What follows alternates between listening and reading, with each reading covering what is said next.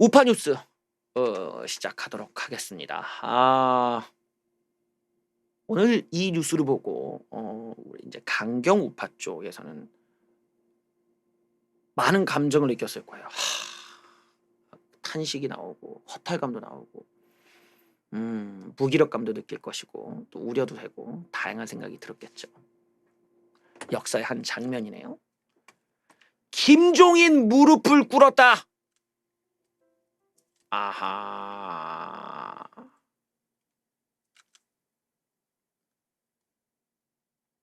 나 김종인 15초가량 묵념 무릎을 꿇고 박근혜 대통령과 상반된 모습이 여기서 등장을 합니다. 바로 5.18 묘지 추모탑 앞에서 무릎을 꿇고 김종인이 사과한 것이 화제가 되었다. 이번만큼 화제가 된 적은 없었다. 왜? 무릎값이 꿇었기 때문에. 나반석입니다. 대바사가 반석이 이러면서 무릎을 꿇은디 이런 말을 하면서 부끄럽다 죄송하다며 종이를 든 손을 떨렸다. 복받치듯 울먹였다. 라면서 5.18에 대한 뭐 사죄를 했다. 예. 참 일어서는 순간 휘청거려 주위에 부축을 받기도 했다. 예. 뭐 이런답니다. 또 뭐 김진태 의원 등의 5.18 관련 발언 때문에 1년 내내 곤혹을 치른 통합다. 예. 그러면서 보수정당 대표가 추모탑 앞에서 불 끄는 건 김종인이 처음이다. 16년 전 박근혜 대통령도 들렸었죠. 그래서 그냥 잠시 추모를 이렇게 하시고 있습니다. 이게 확실히 좀 그 느낌이 다르긴 하다. 그 박근혜 대통령이 어떤 이렇게 좀 후광 효과가 나오는 게 확실히 이 백그라운드에 사람이 몰려 있는 특징이 있어. 예, 이런 것에서 이제 후광 효과가 확 생기네. 그래요. 뭐 어쨌든 뭐 그렇다는 건데 이거를 우리가 이제 어떤 면으로 보냐를 보면 일단은 저런 식의 그 뭡니까 어떤 정치의 확장, 정치 영역의 확장을 역사관을 가지고 그런 걸 노린다라는 게 이게 아주 질적으로는 낮은 정치예요. 아주 수준이 낮은 거지. 질적으로는 낮은 거야. 왜냐면 역사관의 공감대로 정치적인 지지를 얻어내는 방식 자체가 전혀 미래지향적인 게 아니잖아요. 그게 뭐 누구한테 이득이 되겠어. 우파라는 게 현실적 이득을 계산하고 현실적 이득을 제한하면서 그래서 우리는 산업화의 역사를 통해 국민들한테 인정을 받는 건데 과거에 있었던 역사가 뭐가 우리들의 삶에 무슨 영향이 있냐는 거야. 몇십 년 전 얘기를. 아무런 의미가 없는 거야. 그런 거는 국민의 자유인 거예요. 역사관의 자유는 국민의 거야. 그거는 정당이 판사 따위가 국가가 결정하는 게 아니라 국민들이 알아서 결정하는 거야. 네가 믿고 싶으면 네 믿던지 안 믿으면 안 믿는 거는 그러라고 있는 게 역사예요. 역사를 어떤 답을 정해놓고 그 답이 정답이고 나머지는 틀린 것처럼 만드는 이런 분위기 자체가 인문학에 대한 후퇴고 민주주의에 대한 후퇴라는 거야. 근데 저런 방식을 하는 데에는 그만큼 우리 사회가 인문학적인 발전이 없다는 거지. 저런 거는 보면서 공포감을 느껴야 돼. 왜 자꾸 역사관을 하나로 몰빵을 지려고 하냐. 그건 국민들의 것인데 근데 반대로 말하면은 저런 게 먹히는 사회는 그만큼 민주주의가 덜 발전했다라는 거죠. 왜냐면 감성에 불과한 거잖아. 역사에 대한 공감대로 정치의 지지를 하지 말지를 결정한다는 건 일종의 사상 검증 우려가 있는 거고 우리 인간의 삶에 하등 도움이 안 돼. 그거는 그냥 국민들이 알아서 판단하세요. 오히려 제대로 된 뭐 보수 정당, 우파 정당이었다면 우리는 전라도의 지형을 봤을 때 전라도 지형은 이러이러한 특성이 있다. 그래서 여기에는 이러이러한 사업이 걸맞고 우리는 정권을 가져오면 이 지역에 그 사업을 진행하겠다. 그리고 전라도 지역을 이런 면에서 어떤 지역의 산업이 활성화되게끔 만들어주면서 우린 전라도를 부강하게 만들어주겠다. 이런 게 낫다는 거야. 이게 이게 우파 정당 보수 정당이 제시하는 제대로 된 정치 활동인 거죠. 그 대안 확실한 분석을 통해서 미래를 건설해 준다는데 5.18이나 과거 있었던 이야기로 사람들과 감성적으로 통하면 뭐해? 그런 걸로 뭐 떡이 생겨 뭐가 생겨? 물론 뭐 유공자를 늘려준다면 그런 걸 줄 수도 있지만 그런 방식은 생산적인 게 아니잖아요. 그러니까 이거는 질적으로는 떨어지는 거야. 그런데 질적으로 떨어지는 거야. 그런 지적은 할 수 있어요. 일단은 역사 문제는 국민들의 자유에 맡겨라. 그런 거를 개입하려고 하지 말고 답을 자꾸 정해놓고 그 외적인 걸 마치 문제인 것처럼 유도하는 것. 이거 자체가 민주주의의 훼손이라는 건데, 근데 우리 사회는 아직 거기를 도달하지 못해요. 민주의식이 그 인문학의 발전에 민주의식을 깨닫는데 인문학의 발전이 안 되니까 민주의식도 떨어지는 거야. 그러니까 사실은 저런 식의 질 낮은 정치들이 화제가 되는 거죠. 오히려 저런 것에 대한 다른 시각이 있어야 되는데 마치 어떤 역사를 포장하고 그 포장된 역사에 수긍을 하는 것, 그런 것들에 대해서 안도를 느낀다는 거죠. 여전히 어떤 현재의 우리 사회가 관통하고 있는 그 잘못된 인문학적인 무지함이 민주주의를 덮고 있다라는 거죠. 이런 거는 앞으로 우리가 한 20-30년 더 지나야 개선할 수 있는 여지가 있겠구나라는 걸 알 수 있는 대목인데, 단지 이제 우리가 그런 면만을 볼 게 아니라 다른 면도 봐야겠죠. 다른 면이 뭐냐? 왜 종인 할배가 굳이 무릎까지 꿇으면서 쇼를 했을까? 왜요? 여기에는 내 개인적으로는 종인 할배가 지지율을 좀 의식했다라고 보여요. 그게 뭐냐? 결국에는 이번 그 집회 파동과 우한폐렴에 대한 프레임을 지금 광화문 집회와 통합당을 엮고자 하는 그 민주당의 의도를 어떻게든 차단을 하려면은 김종인 쇼가 필요한 거야. 종인 할배가 나설 수밖에 없지. 뭐 주호영 아저씨가 가서 하는 것보다는 종인 할배가 꿇었을 때 파급력이 끄니까 가장 큰 쇼를 가장 큰 물타기라고 가장 눈길을 돌리고 지지율의 하락을 막으면서 어떻게 올리려고 하냐? 방법이 없어. 그럼 머리를 굴려면은 뭐 롯데월드 어드벤처 갖고 뭐 무슨 뭐 프렌치 레보루션을 탈 수는 없잖아. 가장 이슈가 되는 건 5.18이지. 그러니까 지금 너무 뜬금이 없지 않나요? 5.18이 지금 시기에 왜 나와? 근데 어떻게 보면 이제 눈길을 돌리는 테크닉인 거죠. 가서 내가 무릎 꿇지 뭐 이러고 그냥 가서 그냥 할아버지가 그냥 무릎 꿇고 제가 이거 더 죄송합니다. 이러면 거의 뭐 나이 80살에 대단하시네 진짜 이러면서 한쪽 면으로 볼 때는 이제 정치 테크닉션인 거죠. 쇼지 쇼. 쇼인데 이 지금 나오는 코로나 파동과 광화문 집회 거기에 이제 통합당이 엮이면서 지지율이 와장창창 떨어지는 거를 막기 위한 요소다 라고 유추해 볼 수도 있겠죠. 왜 그러냐면 정당에서는 매일매일 그게 데이터가 들어올 거 아니에요. 그러면 지지율이 떨어지는 것 같은데 그런 걸 이제 감지하고 나온 좀 오바쇼 아니겠느냐 그렇게 볼 수도 있겠죠. 근데 종인할배의 성향이나 뭐 친이계가 5.18을 좋아하죠. 왜냐하면 그게 이제 김영삼이 만들었다고 생각을 하거든. 김영삼이 5.18을 어느 정도 이제 기반을 만들어 놓은 애다 보니까 5.18을 수긍하는 것이 친이계로서는 하나의 이제 자기네 계파의 입장을 좀 공고히 하는 데는 유리할 수 있겠죠.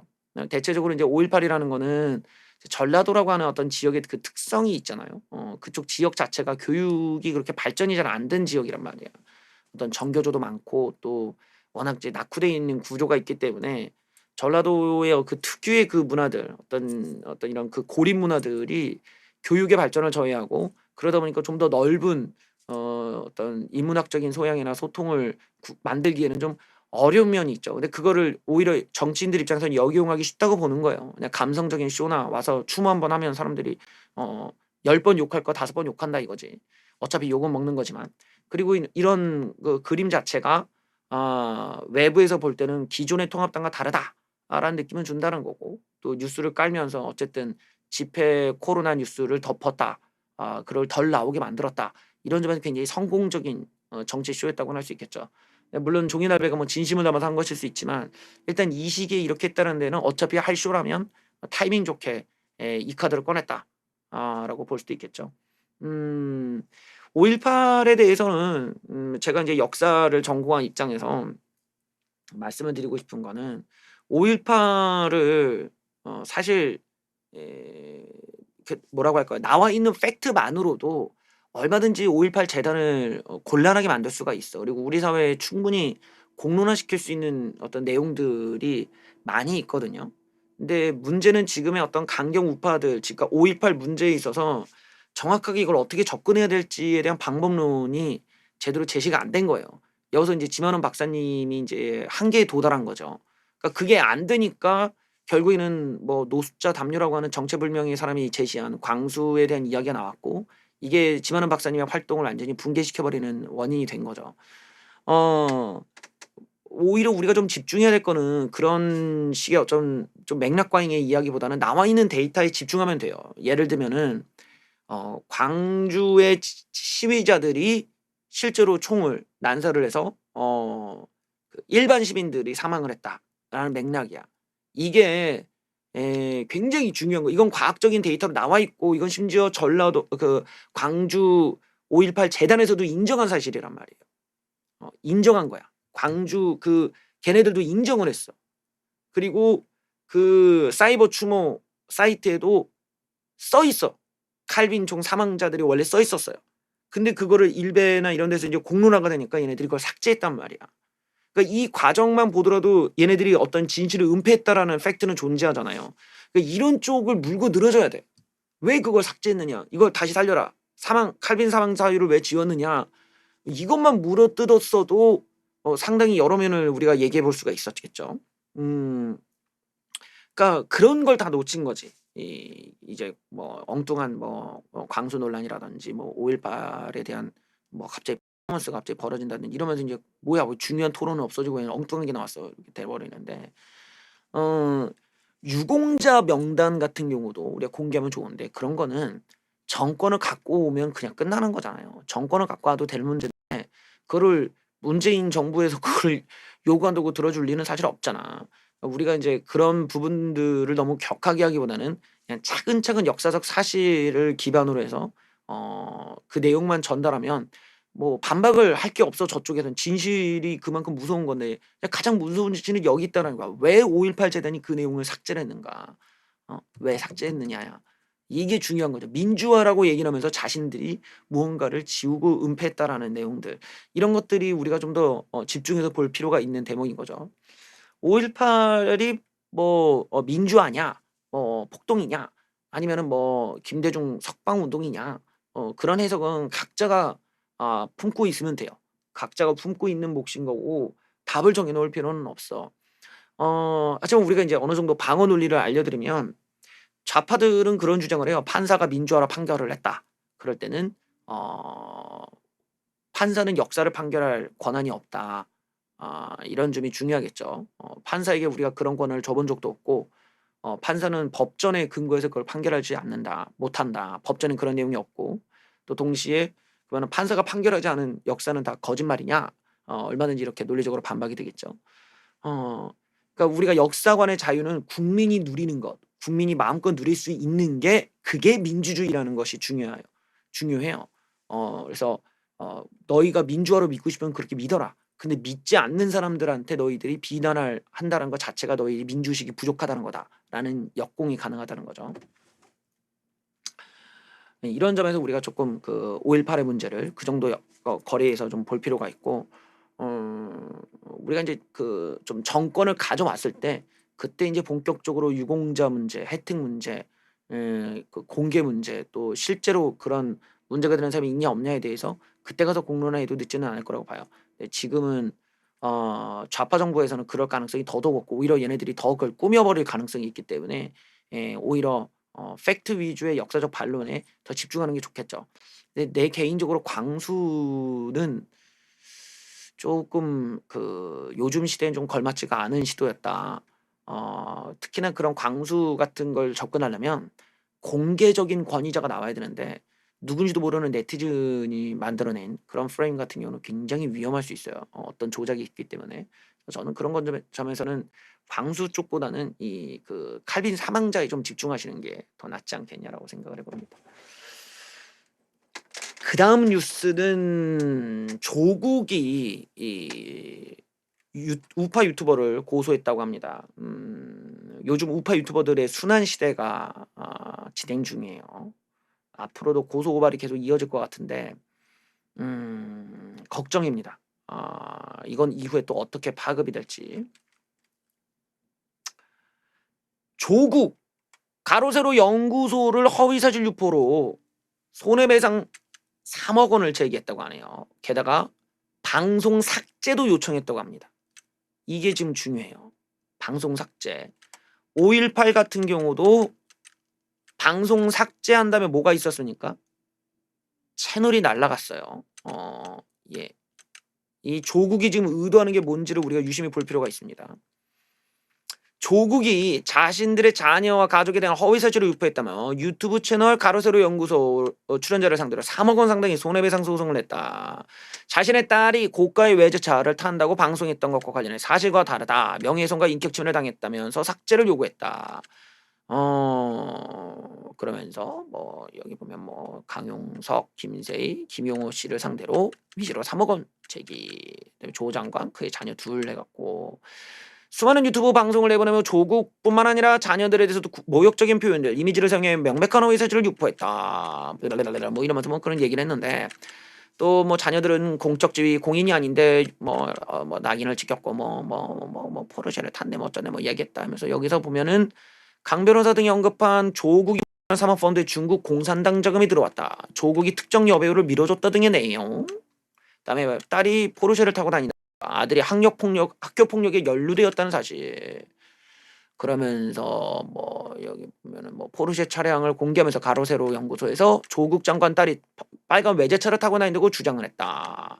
그리고 이거를 유튜브 영상에 대한 삭제 요청도 소송에 포함되었다. 이게 되게 무서운 거예요 지금. 요게 좀 제일 무서운 거예요. 요거 우리가 이걸 간과하면 안 됩니다. 일단은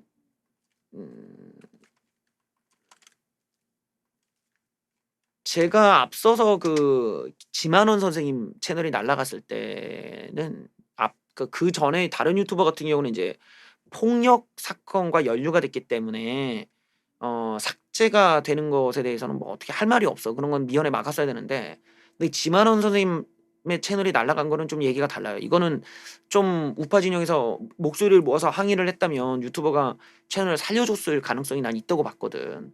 왜냐면은 뭐 그게 그 정도 이상의 막 뭐라고 무슨 뭐 미국은 달에 간 적이 없다는 등 뭐 실제로 지구는 평평하다는 등 온갖 헛소리 영상들은 유튜브에 많잖아. 근데 5.18에 대한 다른 의견을 게시했다는 것만으로 채널을 삭제했다는 건 굉장히 심한 거예요. 이거는 유튜브답지가 않은 거란 말이지. 근데 여기에 이제 과정을 보면은 좀 앞에 사례와는 달랐던 게 방통위에 삭제 요청이 있었다라는 거야. 그 유튜버가 그 영상을 삭제하면서 영상 삭제와 채널 삭제를 동시에 했다라는 거지. 이번 사례도 좀 비슷해요. 이번 사례도 지금 법원을 통해서 삭제 요청이 들어가 갖고 그 영상을 삭제한다는 이야기가 지금 강화된 유튜브의 규정을 지금 조국이 활용하려고 하는 의도가 있다라고 내가 보이거든. 이런 점은 조금 걱정이 되네요. 이게 과거 지만원 선생님 채널과 비슷한 사례가 될 가능성이 있기 때문에 그 지점 유심히 봐야 돼. 돈 3억은 중요한 게 아니야. 돈 3억은 뭐 그 민사는 중요한 게 아니고 어차피 민사야 뭐 다른 방식이 있지만 유튜브 제재가 더 무섭죠. 민경호 의원의 뉴스가 있습니다. 어떻게 봐야 될까요? 이게 지금 민경호 의원님은 다르게 얘기하시는데 어쨌든 뉴스는 나왔으니까 보죠. 민경호 의원 가족 협박 혐의로 경찰 조사를 받았다는 뉴스인데 이게 어디까지 레알인지를 잘 모르겠어요. 민경호 의원이 자신의 가족을 협박한 혐의로 경찰 조사를 받고 있다. 민경호 의원은 가족으로부터 협박을 받았다는 내용의 112 신고가 들어왔다. 경찰이 밝혔다라는 거예요. 그거는 민경호 의원이 자가격리 통보를 받고 집에 들어오려고 하는데 가족들이 문을 열어주지 않자 빨리 열어달라며 둔기를 찍은 사진을 가족에게 보냈다. 그러니까 민경호 의원이 자가격리 통보를 받고 집에 가려는데 집에 있는 가족들은 오지 마라. 우리한테 다 옮길 거냐고 안 열어준 거야. 근데 민경호 의원이 빠로를 들은 사진을 찍어서 가족들한테 보낸 거 가지고 가족들이 우리를 협박한다고 해서 112에 신고했다 이 얘기야 지금. 맥락은 그건데 민경호 의원님이 지금 SNS에 밝힌 일은 자기가 과거에 그 집문이 안 열려갖고 내가 경비원한테 빠로를 빌려서 이렇게 여는 걸 사진을 찍은 거를 기자들이 이런 식으로 호도했다라는 내용인데 실제로 신고가 맞다면은 지금 민경호 의원님의 해명과는 좀 달리 흘러가는 거거든요. 그러니까 지금 민경호 의원님이 가족들이 문을 안 열어줘갖고 그런 뭐 사진을 보내갖고 뭐 이렇게 소송이 됐다, 신고가 됐다. 지금 이런 내용이에요. 이거를 지금 그 민경호 의원님이 올해 좀 안 풀리네. 지금 이 과정에서 보면 지금 이래저래 노이즈가 있는데 이 문제는 아마 내일쯤이나 제대로 밝혀지겠죠. 어쨌든 민경호님 SNS에는 이 뉴스에 대해서 자기가 과거에 그냥 빠로를 한번 들었던 그 문이 잠겨갖고 이걸 열려고 했을 때 사진인 걸 가지고 기자가 좀 이렇게 꾸몄다 하는데 신고가 들어왔다면 좀 이 팩트가 달라지겠죠. 지금 인터넷에서 화제가 되는 것 중에 하나가 또 이제 그 광화문 집회에서의 그 코로나 확산일 것입니다. 근데 코로나 확산 문제가 이게 굉장히 그 독특한 현상이 있어요. 왜냐하면 이제 굉장히 많은 강경 우파들이 여기에 참여를 했고 또 여기에 또 기독교 쪽에 어떤 또 참여도 있었고 또 오랜만에 또 집회가 있었고 반정문 집회였고 막 이러다 보니까 많이 몰려왔는데 이게 하필이면은 또 이제 그 특정 교회를 타겟팅하고 막 나오다 보니까 이쪽에서도 막 반응이 안 나올 수가 없는 거죠. 근데 문제는 이게 이제 교회가 갖고 있는 신앙심과 정치 진영의 논리 이것들이 만나다 보니 이 안에서 어떻게 보면은 이 조절 기능들이 막 흩어져 버리고 있어요. 그 흩어졌을 때 사람들이 좀 치밀하지 못한 음모론을 제시하게 되죠. 그런 것들이 나오다 보면 바로 그냥 계속 직방으로 막 털리게 됩니다. 그렇게 강경파들이 사실은 몰락을 하게 되는데 이번 과정이 바로 그런 게 많이 노출이 됐죠. 저도 방송을 보면서 참 안타까운 일인데 대표적인 게 뭐냐? 보건소에서 검사하면 음성이 양성이 되고 일반 병원으로 가면 음성이 되더라라는 썰이 퍼지고 있어요. 예. 전형적으로 팩트는 없는 그냥 음모론이죠. 보시죠. 보건소에서 검사하면 음성이 양성이 된다고 하면서 지금 거짓 뉴스가 재확산하고 있습니다. SNS를 중심으로 보건소에서 진단받으면 무조건 양성이 나온다는 뉴스가 퍼진다. 이는 사랑제일교회 측과 보수 유튜버들이 퍼뜨리는 준약인데 방역당국의 불신을 초래하는 방식이다라는 거예요. 과연 이게 팩트일까를 보면 보건소의 진단검사에 대해 음성자를 양성자로 만든다. 검사한다면서 균을 넣을 수도 있다는 식의 글이 올라옵니다. 그리고 실제로 이걸 믿고 전북 군산에 들어간 모녀가 확진 판정을 받고 사랑조회 교인이 검사를 피하고 다닌 걸로 나왔다. 이분들이 음성이 양성으로 둔갑한다는 잘못된 내용으로 인해 스스로 검사를 미루고 잘못된 행동으로 이어졌다. 또한 한 유튜브가에는 한 여성이 보건소 관계자와 통화한 음성이 나왔는데 이 여자분이 보건소가 검사 결과를 조작한다는 걸 질문을 하는 거예요. 보건소 관계자에게. 지금 집에 관련해서 모든 사람들이 보건소에서 검진 받으러 가서 문자를 받았어. 문자를 받고 검사 받았더니 양성이 엄청나게 나왔는데 병원 가서 다시 받았더니 거의 다 음성이 나왔다는 문자가 서로 나오고 있어. 어떻게 된 거야? 라고 이제 따진 거죠. 그랬더니 이 보건소 관계자가 저기 양성 판정 받으시고 이동하면 안 되죠 라고 했더니 그거 다 거짓말이잖아. 이 싸가지 없이 거짓말 치고 있어. 가짜 양성이잖아. 어서 거짓말 치라. 목소리 높여. 라고 이제 싸우는 영상이 유튜브에 올라온 거예요. 근데 사실이 아니라는 거죠. 서초구 보건소에서 양성 판정이 받은 사람이 일반 병원에서 음성으로 바뀌었다는 내용이 없어. 이런 게 없는 건 간단히 나와. 왜냐하면 모든 통보가 우리 방역 시스템상 다 가도록 돼 있다라는 거야. 그러니까 그게 일반 병원에서 해주지도 않지만 그런 게 나왔으면 벌써 뉴스에 대석특필이 됐다는 거예요. 질병보건 시스템에 등록도 되고 병원에서도 이미 다 이런 사례가 있으면 왜 다르지라고 난리가 났을 거라는 거야. 보건소에서 양성받고 다른 병원에서 음성받은 경우는 없다. 다른 판정은 모를 수가 없다. 그래서 애초에 재검사를 받은 자체도 사실이 아닐 가능성이 없다. 그러니까 이런 게 지금 우파 유튜버의 한계라는 거예요. 너무 거짓말을 많이 해. 근데 그 거짓말을 그대로 믿으시면 안 된다라는 거예요. 팩트 체크라는 거는 꼭 하셔야 돼. 그러니까 내가 이쪽 세계를 보면은 너무 근거가 부족한 지점에 대한 어떤 의문 제기를 잘 못하는 것 같아요. 아마 이 분위기가 엄숙해서 그런지 모르겠지만, 근데 따박따박 따져야 돼. 우리가 성관이한테 따지듯이 아니 재검사 받았으면 받은 그 결과물이 있을 거 아니야. 진단서라든지 뭐 있을 거 아니야. 그럼 그거를 언제 받으셨고 어떻게 나왔냐 검사가. 어떻게 그 짧은 시간에 두 건을 어디서 받았냐. 뭐 얘기가 있었는데 그런 게 없는 상황에서 그냥 내가 다 받아봤다고 막 이런 그걸 어떻게 믿어. 이런 거는 전형적인 거짓말이거든 이거. 전형적인 거짓말.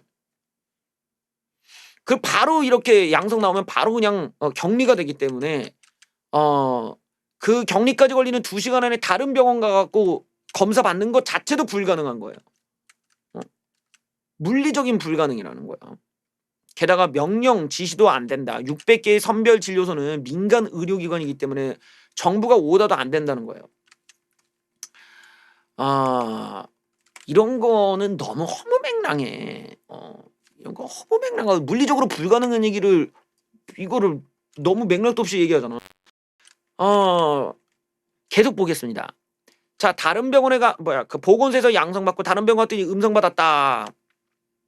뭐 유튜버들 뭐 얘기인데, 서초 보건소 직원과의 통화라는 엉성한 유튜브 영상이 대표적으로 나왔다. 그러면서 직원과 막 티격태격한 내용. 그래서 가짜 양성이지 않냐, 싸가지 없이 거짓말하고 뭐 한다 이러면서, 그리고 뭐 신경 안정제를 처방하고 우파는 양성 좌파는 음성 판정 나온다라는 내용이 나온다라는 거예요. 이건 굉장히 좀 이상한데 어쩌다 이렇게 됐지. 예. 집에 오는 길에 보건소에서 입원을 준비하라고 해. 병원에 간 이야기라고 뭐 하는 짓들이냐 소리쳤더니 전화를 끊고 연락이 없다고 한다. 사무 장로에게 직접 들었다는 검증도 없는 이야기들이 나온다. 그래요. 이런 거는 우리를 더 곤란하게 만드는 거지. 보건소에서 양성 판정받고 다른 병에서 음성으로 번복된 사례는 없다. 다른 병에서 음성자로 나왔다는 거는 선별 진료소로 지정된 곳 이외에서 검사를 할 수 없다는 점을 감안한다면 앞뒤도 맞지 않는다. 애초에 불가능해요. 예. 보건소에서는 처방 자체도 하지 않는다. 신경 안정제를 줄 수도 없다는 겁니다. 하여튼 좀 뭐라고 할까나, 이런 거는 그러니까 뭐라고 하지, 어떤 음모론을 만들려고 하더라도 치밀하게 만들어야 돼. 치밀하게. 그 좌파이들이 이제 뭐 할머니 앞세우고 애들 앞세워서 만드는 것처럼 뭐 감성이 되던지 해야 되는데, 이건 너무 엉성해. 그 엉성한 걸로 이제 그 와중에 또 그 광고비 뜯고 슈퍼챗 받아먹는다는 건 아주 놀라운 일이에요. 이런 거를 어르신들이 커팅을 해야 돼. 야! 넌 막 아무리 우리를 우습게 하라도 망정이지, 이런 근거도 없는 얘기를 이렇게 하면 돼! 혼을 내야 되는데 어떻게 어린애들이 혼을 내야 돼, 이거는. 예. 안타까운 현실입니다. 지금 집회를 통한 환자들이 늘어나고 있어요. 믿기 어렵겠지만 앞으로 더 늘어날 수도 있기 때문에 마음의 준비를 해야 될 것 같습니다만, 내용을 좀 보시죠. 간단하게 제목만 봐도 압니다. 광화문 집회에 다녀온 50대 예천 여성 양성. 경북 예천군 광화문 집회를 다녀온 A씨 52세 양성 판정 받았다. 광화문 집회에 다녀온 후 의심 증상이 나왔다. 그러니까 뭐 발열이 있고 이런 거겠죠. 기침이 있고. 그 다음에 18일 날 검사에서 양성 판정 나왔다. 그러니까 지금 광화문 집회를 다녀온 다음에 바로 걸리면은 나오는 거야 지금. 지금 이 광화문 집회 참석자들을 중심으로 집단 감염이 퍼진다라는 이야기가 이게 이게 지금 그러니까 광화문 집회 다음에 자기가 의심 증상이 나오더라는 거야. 여러분들 중에도 그런 분이 있을 수도 있죠. 막 열이 나고 막 우슬우슬거리고 뭐 기침이 좀 나온다든지 어지럽다든지 그러면은 좀 생각을 해봐야죠. 물론 이게 광화문 집회에서 안 걸린 것일 수도 있어. 안 걸리고 자기가 그 전에 걸려가지고 터질 수도 있지. 근데 그런다고 광화문 집회에 대한 어떤 문제점이 없어지는 게 아니잖아요. 왜냐면 그 전에 확진이 됐다면 더 큰 문제야. 왜냐면 그 사람이 가서 퍼뜨릴 수도 있는 거니까. 지금 이런 점에서 지금 이 빼박 캔트가 된 거예요. 지금 이게 계속 나와요. 이 사람들을 역주족하면 뭐가 나옵니까? 광화문 집회에 참석했다는 게 계속 나옵니다. 영덕에서도 영덕 대게가 맛있다는데 먹고 싶다. 하지만 영덕에서도 광화문 집회 50대 여성 확진 계속 다 터져요. 광복절 집회에 참석했던 50대 여성이 환자로 확진되는데 15일 집회 이후 돌아와 이틀간 집에서 머물다가 18일 포항시 보건소를 방문해 검사를 받아서 양성받았다.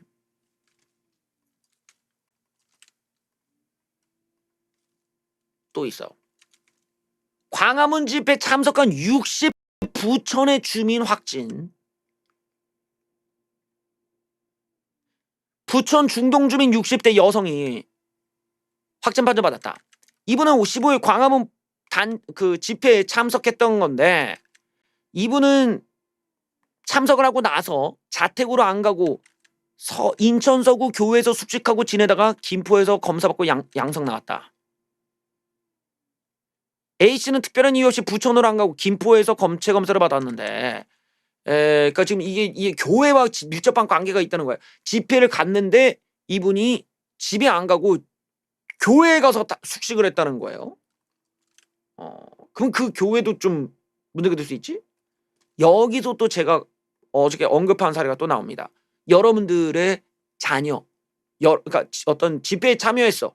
집회를 참여하고 집에 왔는데 내 아들, 딸들, 내 손자, 손주들 걸릴 수도 있잖아.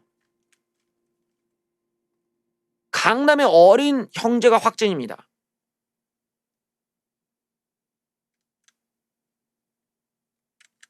광복절 집회 간 할머니로부터 감염이 됐다는 거예요. 아이고야.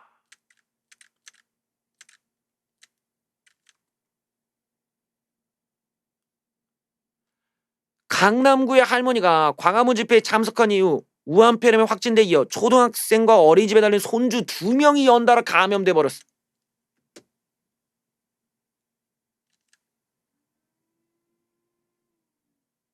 이 할머니는 광화문 집회에 참석했고 16일부터 열이 나고 몸살이 났다.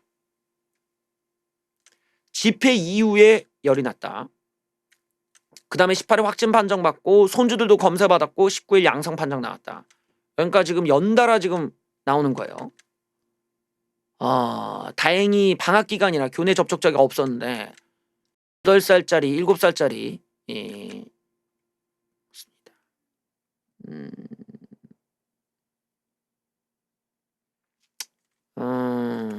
일단은 뭐 이번 이렇게 해서 2차 감염이라고 해야 될까요? 이렇게 전파된 사례가 되겠네요. 오늘 뉴스를 보셨을 겁니다. 정광훈 목사님 확진, 신혜식 선생님 확진, 그다음에 오늘 또 나왔죠. 차명진 의원 확진. 광화문 집회 슈퍼 전파지가 되는 것인가?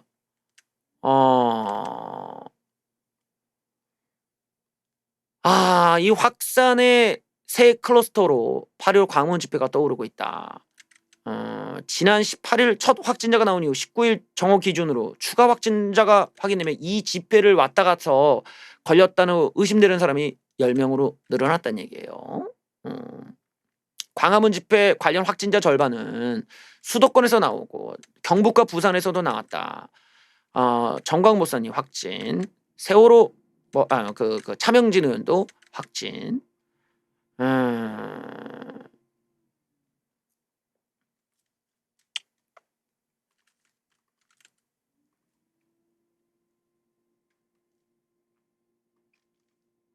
자, 그 뭡니까?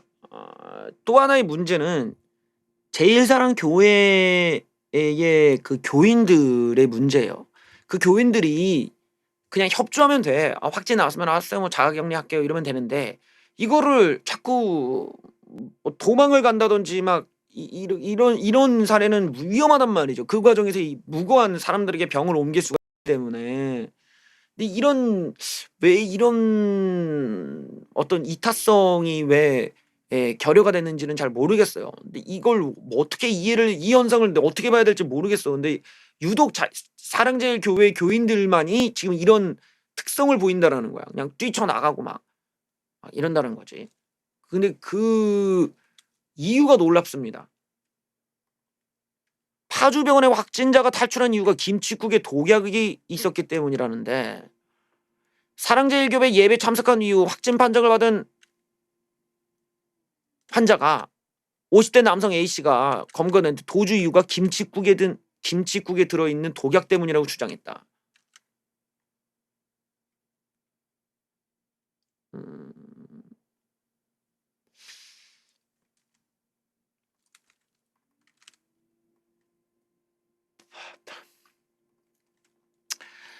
넘어가죠. 밖에서는 안 옮긴다고 얘기했던 차명진 확진 판정 받았습니다. 차명진 의원이 확진 판정을 받았다. 그래요. 차명진 의원이 이제 현장에서 이렇게 그 사진을 찍은 모습. 광화문 집회에 참여 사진을 올렸고 공개된 사진 속에서 마스크를 내린 모습이었다. 또 김문수 의원과 또 이렇게 같이 사진을 찍었어요. 아이고야, 이거 난감하구만. 이건 자, 차명진 의원은 어머니께서 통곡을 하신다. 밖에서는 코로나 안 옮기니까 걱정 말라고 했는데 본인이 지금 걸려버렸어. 그래요. 이 상황에서 차명진 의원 정치권이 이제 당황합니다. 왜냐면 이 접촉자가 알고 봤더니 막 꽤 많아진 거야. 차명진 의원이 확진 판정하면서 결국 야외에서도 감염된다는 사실이 입증된 셈이다.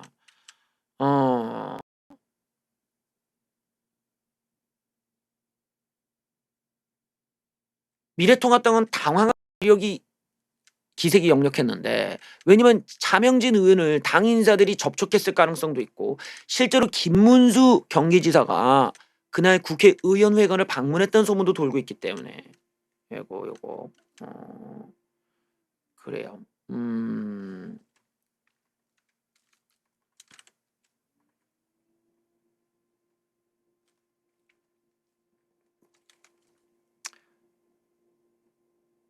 차명진 의원, 제가 양성이랍니다. 여러 재판이 있어서 변호사랑 상의를 했고 이번에는 참석하지 않는 게 좋다 했습니다. 저는 연단에 서지 않았습니다. 사랑제일교회 가지 않았습니다. 그래요. 이러면서 이제 자신이 얘기를 했습니다. 나는 사랑제일교회 안 갔고 연단에 오르지 않았다. 텐트 안에 있던 분들과 인사를 나눴고 경복궁 앞에 가서 경복궁 앞 돼지 두루치기 식당에서 모르는 여러 사람들과 식사를 했다. 이게 이제 또 문제가 되겠죠. 이날 차명진 의원님과 밥을 드신 분들은 반드시 검사를 받으셔야 될 겁니다. 그날 저와 행진과 식당에서 마주쳤던 분들은 보건소에 가셔서 검사 받길 권고드린다. 그래요. 차명진 의원님 조차도 보건소로 이렇게 권하고 계세요. 이게 이제 난감해지는 거죠. 왜? 이 차명진 의원이 접촉면이 넓을 것 같으니까 그런 걸 거예요. 여의도 정가가 긴장을 하고 있는데,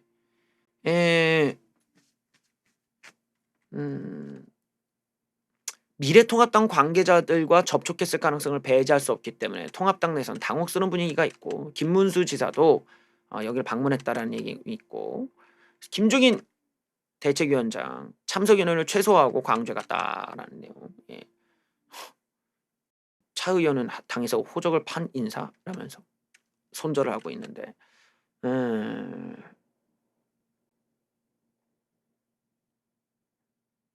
그래요. 여기에 또 차명진 의원님이 증상에 대한 이야기도 했습니다. 약간 어지럽고 기침이 나온다. 차명진 의원께서 직접 얘기한 거예요. 차명진 의원이 확진 판정을 받은 뒤에 약간 어지러운 것 같긴 하다며 현 증상을 설명했다. 그다음에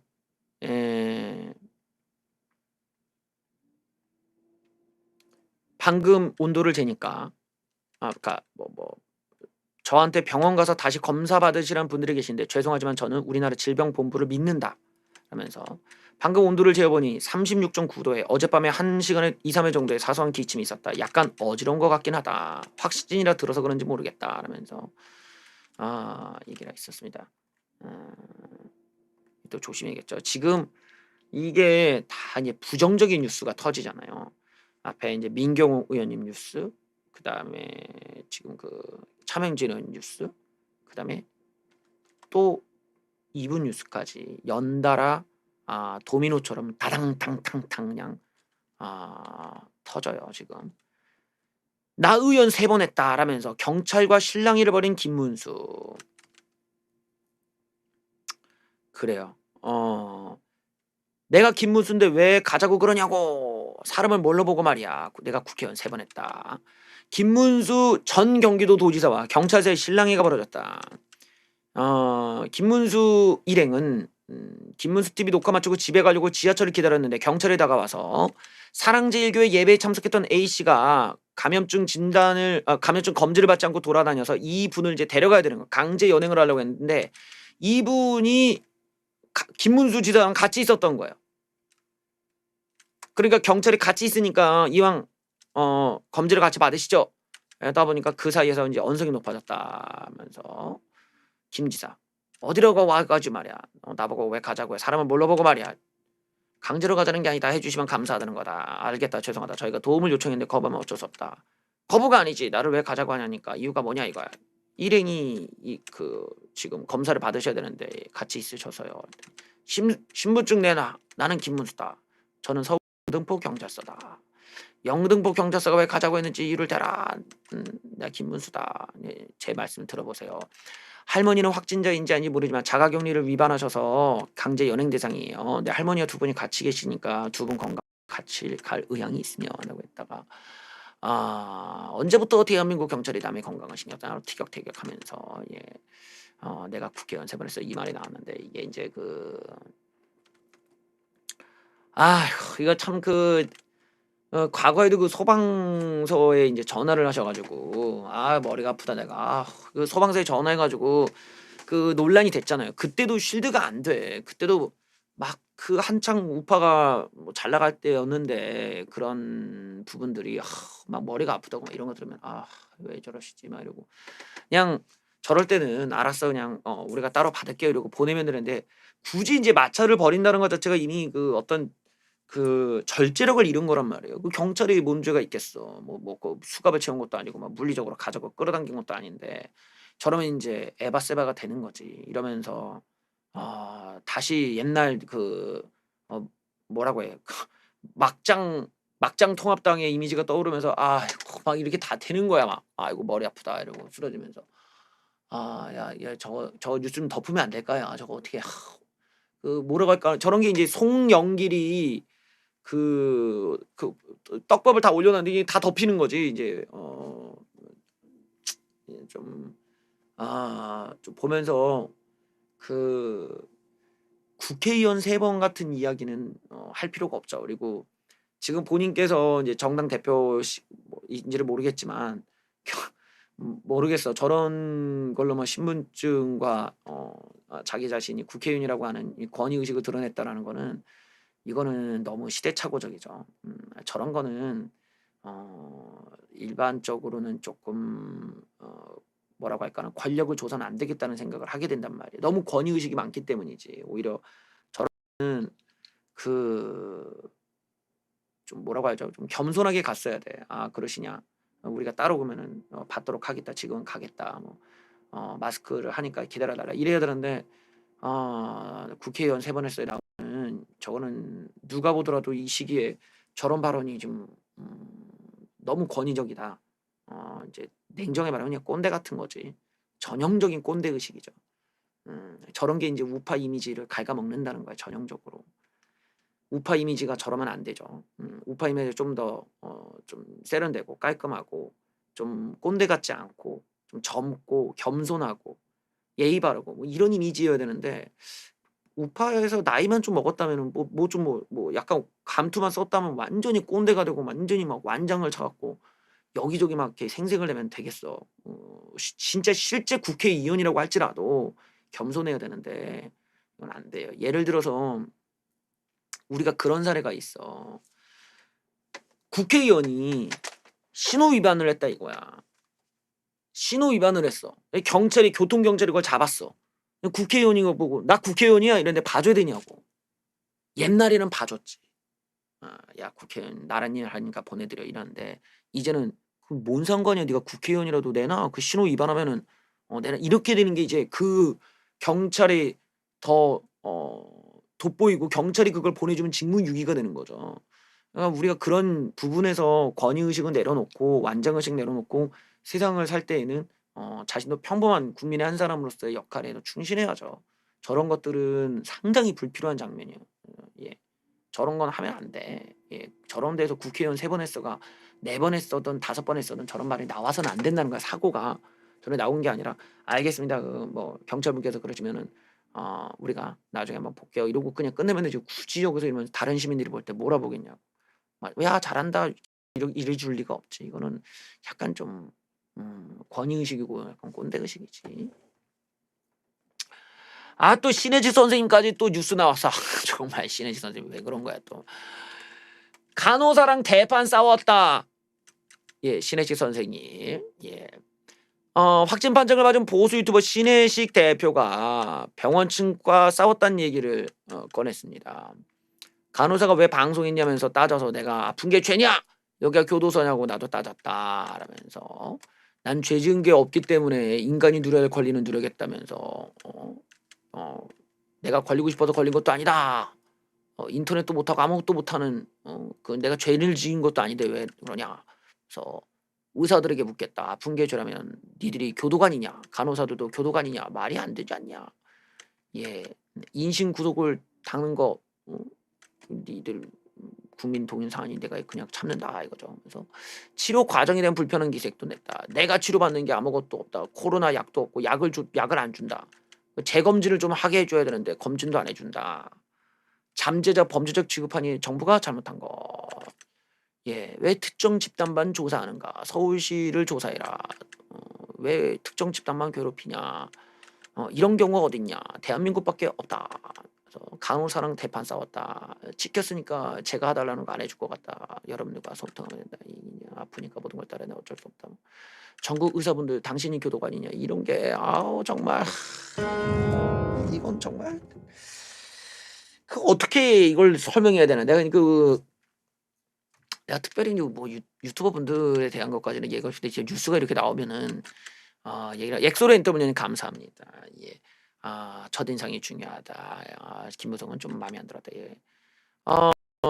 이게 지금 제가 앞에서도 얘기했지만 약간 좀 그 어떤 의식의 차이가 있는 것 같아. 무슨 말이냐면 간호사, 의사, 경찰들은 그냥 그 사람들은 그냥 노동자잖아. 그 사람들한테 성질 부릴 그 힘이 있으면 그러면은 그냥 그 진짜 차라리 문재인한테 신발 던지는 게 낫지. 근데 저 사람들이 뭔 죄가 있겠어요. 의사들, 간호사들 맨날 고생하고 막 그런 사람인데 우리 사회가 이제 많이 바뀌었다고. 그 식당 가서 막 직원한테 막 큰 소리 치고 이러면은 막 그것만으로도 갑질 논란 나오고 막 이러잖아. 특히 이제 의사분들도 많이 고생하고 우리가 그런 의사분들의 입장에서 대변해 가지고 정부가 의사들을 괴롭힌다. 뭐 그래야 될 텐데 이게 완전히 반대가 돼 버렸어. 이 신혜지 선생님이 아무래도 흥분하신 것 같아요. 그러면은 이제 사람들이 약자를 괴롭히는 것처럼 보고 이제 방송인이 방송의 힘을 가지고 너무 어떤 완장 의식을 갖고 있다 이렇게 본단 말이지. 그러기보다는 간호사분들 또 의사분들 너무 고생하신다. 또 너무 애써 주셔서 고맙다. 이럴 때 그렇게 나와야 야 역시 우파 방송이니까 저렇게 속 깊은 얘기하고 또 간호사들 의사들 고생하는 거 알아주는구나 이러든지 또 그 싸워봤자 뭐합니까? 예, 의사분들 그 윽투브도 한의사랑 대립 관계했다가 채널이 날아갔듯이 의사 간호사들이랑 싸워서 도움될 게 없어. 그분들은 그냥 노동자인데 뭐 그걸 그렇게 감정적으로 할 필요는 없지. 그러니까 대표 우파 유튜버시잖아요. 대표 우파 유튜버의 그 전면에 있는 대장급의 신혜지 선생님께서 좀 더 포용력 있게 다른 고생하시는 분들 다 그를 이해하고 또 같이 또 그런 분들을 위로해 가는 또 그런 우파 유튜버가 돼야 되지 않을까 생각이 듭니다. 이런 뉴스 하나하나가 이제 좀 강경 우파 뉴스가 덮이면 덮일수록 그게 이제 전체 우파 이미지가 되기 때문에 제가 한번 갖고 와봤습니다. 내일은 또 중요한 발표가 있어요. 그게 뭡니까? 김태 의원의 검사 결과가 나옵니다. 차명진 의원에 이어서 김진태 의원도 지금 검사를 받았습니다. 서울대학병원에서 내일 검사 결과가 나옵니다. 김진태 의원님은 아주 오랜만에 갔다가 지금 구설수에 지금 휘말린 셈이에요. 그러니까 지금 보면 민경욱, 전광훈, 차명진, 김진태 의원님 모두가 다 올해 일진이 안 좋아. 신혜시 선생님까지도 일진이 좀 안 풀리는 거야. 이거 지금 일진이 좀 안 좋아요. 이게 왜 이렇게 됐느냐를 내가 생각해 보면 강경 우파 진영에 전략가가 없기 때문이다. 그러니까 이런 걸 이끌어줄 수 있는 리더, 뭔가 전략가, 지략가가 없으니까 그냥 냅다 전진을 하고 낭떠러지로 그냥 떨어지는 이런 그림인 거죠. 그거를 유튜버끼리 어떤 뭐라고 할까나 좀 근거비약의 이런 음모론으로는 채워지지 않는 거야. 지금 이번 사건은 누군가가 죽을 수도 있어요. 사망할 수가 있는 사건이라서 윤리도덕, 생면윤리 이런 걸 건드리는 영역이기 때문에 이게 이념 초월적인 사안인 거지. 네, 아직까지는 그런 게 없어서 다행인데 이제 중증의 환자가 있거나 이러면 아주 골치 아파집니다. 그래서 이럴 때는 좀 오히려 말을 조심해야 돼. 잘못 내뱉었다가는 야 너는 어떻게 사람이 죽을 수도 있는 병 앞에서 그런 말이 나오니 이런 얘기로 그냥 그 윤리적으로 문제가 있는 사고가 드러날 수 있거든요. 조심할 필요가 있겠죠. 조덕재 선생님 아십니까? 이분이 이제 요즘에 우파 유튜버 방송을 내가 했던 걸로 내가 아는데 이분이 알고 봤더니 방역 지침 위반 혐의로 기소 의견으로 송치가 돼 있는 상태였다고 하네요. 이 조덕재 배우가 방역 지침을 어기고 집회를 강행한 혐의로 이미 검찰에 넘겨졌다고 합니다. 지난 6월에 기소돼갖고 변희재 씨가 만든 미디어워치 독자 모임 명목으로 세종로 도심에 집회를 여는 등 코로나 확산 방지를 위한 서울시 집회금지 조치를 어겼다. 재판을 넘길 수도 있다고 하는데 이런 걸 보면 지금 그 줄줄이 사탕으로 지금 유튜버들이 다 지금 걸려있는 미디어워치 쪽 집회도 나오고 그랬던 걸로 내가 알아요. 그 과거에 이제 조원진 대표에 대해서는 얘기도 하고 그런데 하여튼 지금 줄줄이 사탕으로 다 엮여 있어. 내가 보면서 확실히 지금 통합당 쉴드가 없는 유튜버들 같은 경우는 그냥 기자들, 그러니까 인터넷 기사들 앞에서는 그냥 추풍 낙엽이야. 그냥 막 박살이 난다고. 이 안에서 맨날 부들거려 봤자는 의미가 없죠. 뭔가 더 넓은 전략이 필요하다. 지금 위기는 이거예요. 병상이 이제 없습니다. 병상이 없어. 확진자가 늘면서 중증 환자를 치료할 병상 인력이 부족해질 거라는 우려가 나온다. 벌써 서울 시내는 80% 이상 병상이 찼다. 중환자를 수용할 수 있는 병상이 고작 71개뿐이다. 앞으로 이 고령층 환자가 많다는 점을 감안하면 중증 병상을 확보해야 되는데 이게 좀 부족해져. 요게 좀 걱정이 되죠. 서울 시내 치료 병상은 빠르게 줄고 있다. 그만큼 환자가 빨리 늘어나기 때문이죠. 약간 이제 이 지점은 고민해봐야 되는데 대체적으로 병실이 없으면은 당연히 이제 사망자가 뭐 그렇게 그럴 것이고 이제 환자들을 넣을 데가 없으면은 고생하겠죠. 이게 이제 예. 이런 것도 하나의 고민일 거예요. 이미 한번 팬데믹이 있고 난 뒤에 이제 또 터지기 직전이니까 그런 게 걱정일 겁니다. 하지만 그렇다고 우리가 정부의 책임 문제를 너무 몰라서도 안 되겠죠. 오늘 마지막 뉴스는 정부의 방역 책임에 대해서 우리가 확실한 걸 알아두고 이 문제를 바라볼 필요가 있다는 점에서 제가 갖고 왔어요. 우리가 어떤 이 사안을 냅다 그냥 정부의 책임으로 계속 돌리다 보면 논리적 그 한계에 도달을 해요. 구별해서 볼 줄은 알아야 된다는 거예요. 정부가 니들이 방역을 안심하고 니들이 무슨 뭐 쿠폰 뿌리고 나와서 외식하라고 할 때 얹고 잊어서 딴소리야 이런 지적은 할 수 있지. 근데 지금 확진 판정을 나왔던 교회 교인들이나 자가 격리 중이었던 목사가 나와서 연설했던 문제와는 이건 또 별개의 문제잖아요. 그거는 방역을 잘하고 못하고의 문제가 아니라 그 사람의 양심의 문제, 윤리 도덕의 문제란 말이지. 그런 점에서 마지막 뉴스 함께 보시죠. 이제는 괜찮다 하며 섣부른 시그널이 시민들의 방심을 불러일으켰다. 자, 코로나 바이러스 상황이 원점으로 돌아왔다. 대유행이 멈추나 했더니 지금의 정계 양상은 과거보다 더 심각하다. 수도권, 사람들이 많이 몰려있는 수도권에서 한꺼번에 발생하고 있다. 오늘 신규 환자만 297명. 3월 이후 가장 많은 숫자다. 그러니까 지금 앞으로 엄청나게 늘어날 수 있다는 거죠. 걱정이 됩니다. 걱정이 돼. 그래서 엿새 연속 세 자릿수를 기록하고 엿새간 발생한 환자 수만 1000명이 넘었습니다. 하루에 평균 200명 넘게 발생하고 있는 거. 과거와 비교하면 순식간에 5배 불어난 것. 원인을 알아야 대처가 가능한데 무엇일까? 우리가 알아야 되는 원역 바로 정부의 자만. 이렇게 된 데에는 지난달 말부터 괜찮다고 생각할 만한 시그널을 잇따내낸 정부의 큰 원인이 있다. 방역 당국은 계속 주의하고 메시지를 냈다지만 집단 감염은 간간히 있었다. 카페, 직장 이런 데서 집단 감염이 있었고 이태원 클럽에서도 있었지만 10명 이내로 지역 발생이 줄어들면서 사회 전반적으로 안심하는 분위기가 있었다.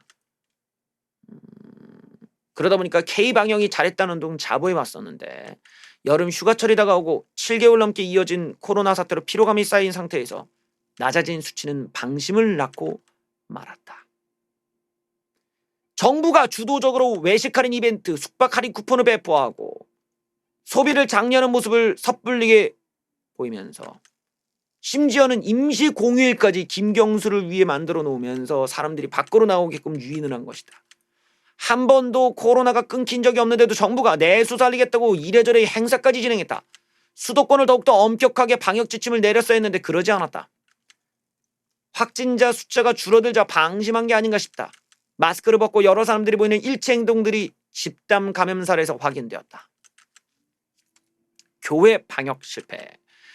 최근 집단 감염은 교회와 관련이 깊다. 신천지에서 두 번째로 환자가 많이 발생하는 사랑제일교회 집단 감염의 경우 현재까지 확진자만 600명이 넘는다. 다른 교회들도 마찬가지예요. 자, 교회발 확진자가 대부분을 차지하고 있는데 당연한 그거죠. 왜냐면 다 모여서 오랫동안 한 공간에 있기 때문이죠.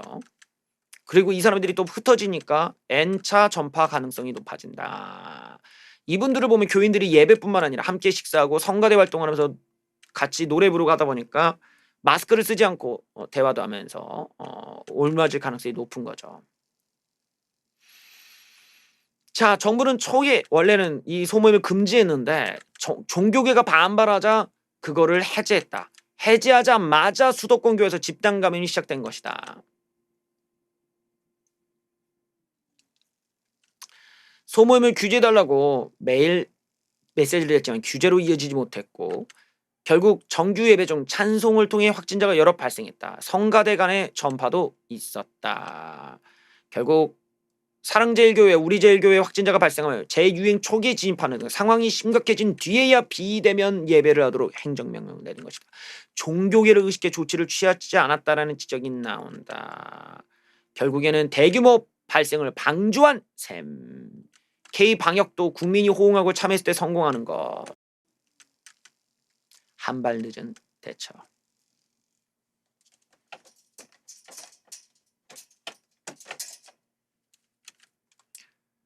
정부가 방역을 취하는데 지나치게 신중한 태도는 아쉬운 거다. 처음에는 상향 조정하면서 대부분의 조치가 권고로 되었고 또 지역도 서울, 경기 두 곳으로 한정되었다.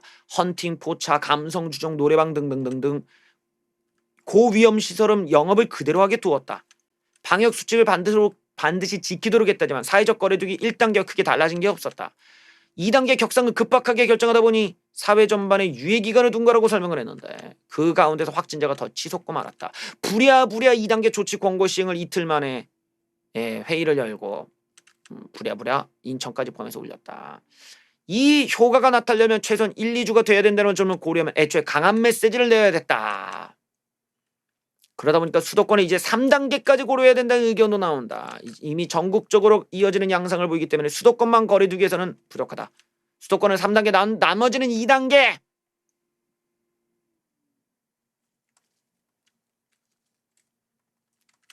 지금 이걸 보면은 일단 우리가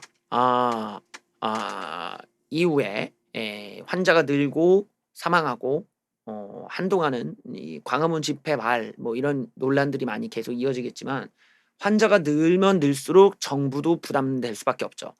결국 정부 책임론이 올라오고 여기에 대해서 니들은 뭐 했냐라는 쪽으로 바뀔 거예요. 그런 관점에서 우리가 이제 이런 사안을 차근차근 논하는 데 있어서 어떻게 대응해야 될지를 잘 생각해 봐야겠죠. 그러니까 가장 좋은 건 환자가 안 느는 거야. 환자가 안 늘고 사망자가 없는 게 제일 좋죠. 그러려면 방역에 협조적이어야 되는데 현재 이제 교인들이 뛰쳐나가든지 너무 상식 밖의 반응들이 나오면서 이 어떤 방역을 오히려 방해하는 방식으로 가버리다 보면 정부 책임론을 물을 수가 없는 거야. 그래서 내가 강조하는 거는 확인이 안 된 쓸데없는 이야기 안 하는 게 좋다는 거예요. 일단은 1차적으로 광화문 집회로 인한 확산이라는 거는 자가 격리자가 참여했다는 부분에서 피할 수가 없는 비난인데 그 비난이 거기서 끝나진 않을 거라는 거예요. 좀만 지나면 비는 맞더라도 좀만 지나면 그 비가 천둥 번개가 돼서 정부 책임론으로 가게 된다는 거지. 그때까지 기다리면 돼요. 일단은 알았다. 이거는 우리가 좀 보자. 그 부분은 수긍하겠다 이러면서 기다렸다가 나중에 이제 이게 지날 때 그 정부 책임론을 물으면 되는데 무슨 음성이 양성이 음성이 되고 이게 다 조작이고 이게 어디서 이렇게 나오면 사람들이 그 문제에 더 매몰된단 말이야. 할 거면 깔끔하게 음모론이 아니라 정부가 자만한 거다. 정부가 이거는 자만했고 일단은 이 문제가 끝나면 우리가 정부에 대해서 책임을 묻자. 이런 정도의 이제 합의를 끌어내는 게 가장 이상적이겠죠. 지금 당장은 쓸데없는 음모론으로 뭐라고 하죠? 그 궁색한 변명으로 어설프게 덮으려고 했다가는 일만 더 키워요.